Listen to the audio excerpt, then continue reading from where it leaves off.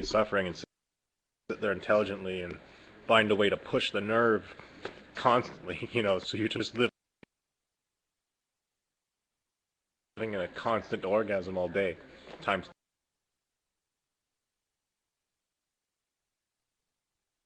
10 or whatever.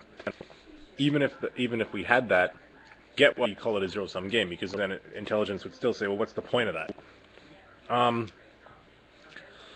Well, there isn't really a point, but I'm the reason I'm not quite off this point instance is just if they're both kind of like whatever, then whatever.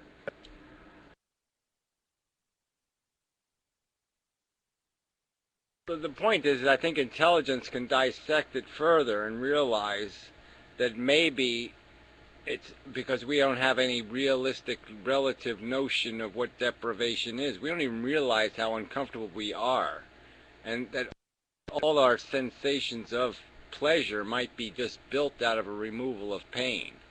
I mean, what if your orgasm is just built out of the relieving of a bunch of subtle built-in displeasures, and that we are living in a state of, the opposite of whatever ecstasy is. It's not suffering, but I mean, we're in a constant tension, a constant negative state to even a neutral. We're not running on neutral, we're running on negative. And so then all of a sudden the equation is a little more complicated, because now the pleasure isn't just free. I mean, yeah, if you could just sit there and hit a lever and be in orgasm forever, maybe that's a no-lose situation. But it might be a lose situation if the only way you could have that orgasm is if it had to build in some tension first, some pain, some displeasure, that just because we are addicted, we are incapable of recognizing ourselves in that state. I mean, I used the analogy in my video today. It's like a needle stuck in your eye. And, if you're born with the needle stuck in your eye and you pull the needle halfway out, you think you're way ahead. You know what I mean? But you started way behind. Yeah, I get it. And I agree. What I'm thinking about is, if we get to this state of a choice like this, and we had, say, the computer that was pretty smart but had no emotion, we're about to end the existence of our desire beings and end all of the suffering that it takes to be us, and maybe release ourselves, whether that release leads to a state of neutrality or whether the release leads to a state of the orgasm, whatever, we don't know.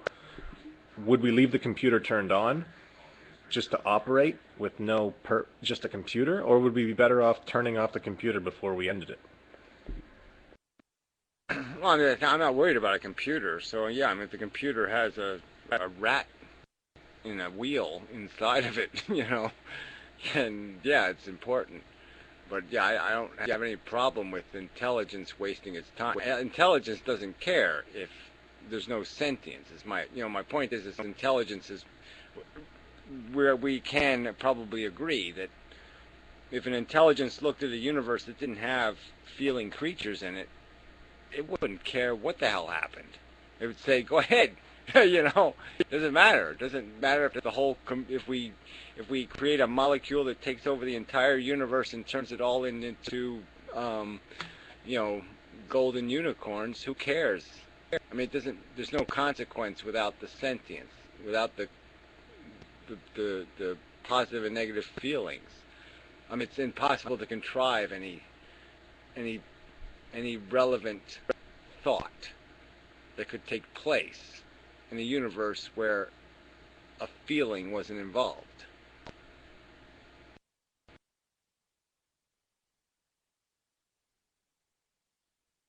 Yeah, I'm thinking about two things at once, and one is, does the intelligence, I mean, would an intelligent computer need a feeling to care whether it turned itself off? I don't know. I could see the computer being intelligent without feeling and saying, keep it running. I mean, I don't know. Maybe I'm wrong. I don't know. The other thing I'm Well, thinking about everything's is whether programmed. You you. know what Oh, I'm saying? sorry. Go So ahead. computers are programming too. You know what I mean? A computer's not doing abstract intelligence. We're doing intelligence based on a model of built-in sentience. So we're thinking, but we're thinking on top of a feeling. You know, and a computer's not going to be doing that. It's not thinking on top of a feeling, and all it can be doing is anything it's programmed to do. Realistically, right? I mean, the logic is going to dictate its conclusion. So you'd have to build into it a purpose for continuing, but you couldn't make the rational argument to it unless you could say to it, well, look, this might happen. Sentience might be created, and then you'll be useful.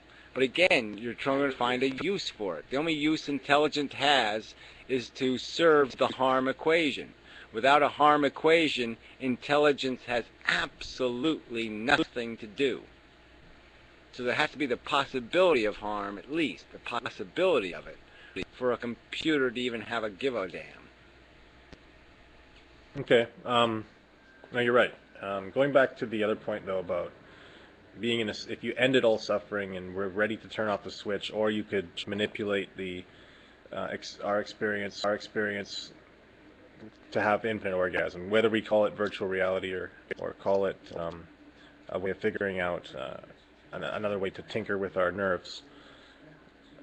I think a lot of people would choose the existence, and that's probably based on their DNA having an instinct toward reproduction, so they want to survive. But if we could suspend that DNA, because it would be suspended once we ended that suffering equation, if we were then faced with the choice of existing with permanent happiness or shutting it off, is there a reason why one matters or one is better than the other? Well, I don't really agree with your premise. I don't think the DNA has anything to do with survival and reproduction, okay? DNA has made us do something like, you know, hard dick. That's the DNA, yeah. But what the fact is that what we do, we don't know it's going to lead to reproduction. We are a desire machine. We desire sex. We don't desire reproduction. We desire we desire eating and breathing and stuff that not being harmed, not being physically impaled, and that leads to survival. But we don't intentionally not die, if you know what I mean. I mean, the DNA is not making us live; it's making us do what living requires. So I'm just saying, there's no survival instinct and there's no reproduction instinct. There's only desires that lend ourselves, that tend us to that end. Okay, because we don't want to be harmed. I mean, we're protecting ourselves against being hurt, not dying. So dying is a meme. Dying is a concept, an idea that we've turned into a boogeyman. That's completely cultural. That's not something the DNA did to us. That's something we did to us with our own propaganda. We've propagandized life. We've propagandized people into fearing death as the ultimate boogeyman rather than suffering being the ultimate boogeyman. So, but that boogeyman can be changed just by changing the memes, just by changing the mindset of the human beings. It's not a DNA problem. It's a human perception problem. So changing the premise to that, again, we're still serving a perception of a need. We're saying that we're feeling a need, but that's just a feeling, and that feeling isn't controlled by the DNA, and it's not controlled by intellectual necessity. So I guess what I'm saying is we could just make people, through conveying ideas to them, perfectly comfortable with the idea that there would be no perpetuation, that we wouldn't put new people on the ride. We would ride out our ride, and that would be the end of the ride. And it wouldn't be a horrifying perception. I'm not afraid of not reproducing. It doesn't horrify me that I will not reproduce. So obviously it's easy enough to create a human being that doesn't care to reproduce, doesn't have any biological need.